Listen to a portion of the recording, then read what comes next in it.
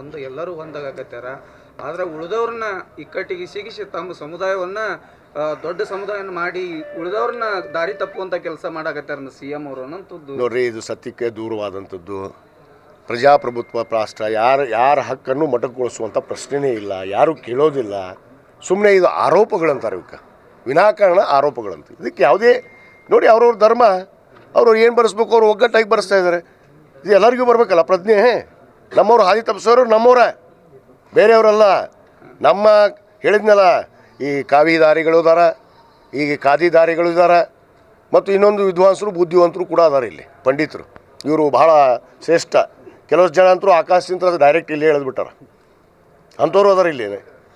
ಇವರು ಹುಟ್ಟಿಲ್ಲ, ಇಲ್ಲಿ ಹುಟ್ಟಿರಿ ಅನ್ನೋದು ಮರ್ತು ಬಿಟ್ರೆ. ಅವರು ಯಾವ ಧರ್ಮದಲ್ಲಿ ಹುಟ್ಟಿದೆ ಅನ್ನೋದು ಮರ್ತಾರ, ಯಾವ ಜಾತಿಯಲ್ಲಿ ಜನಿಸಿದೀವಿ ಅನ್ನೋದು ಮರ್ತಾರ. ಸಾಕ್ಷಾತ್ ಪರಮಾತ್ಮನಿಂದ ಇವರು ಪ್ರತ್ಯಕ್ಷ ಆಗಿಬಿಟ್ಟಾರೆ ಈ ಭೂಮಿಗೆ.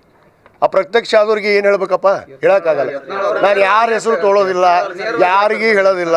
ಅವರು ಸಾಕ್ಷಾತ್ ಪರಮಾತ್ಮನಿಂದ ಈ ಭೂಮಿ ಮೇಲೆ ಸೃಷ್ಟಿಯಾದಂಥವ್ರು. ಅಂಥವ್ರಿಗೆ ನಾವು ಮಾತಾಡೋಕ್ಕಾಗಲ್ಲ. ಸರ್, ಯತ್ನಾಳ್ ಅವರು ಈಗ ನಿನ್ನೆ ನೀವು ಒಂದು ಸ್ಟೇಟ್ಮೆಂಟ್ ಮಾಡಿದ್ರಿ.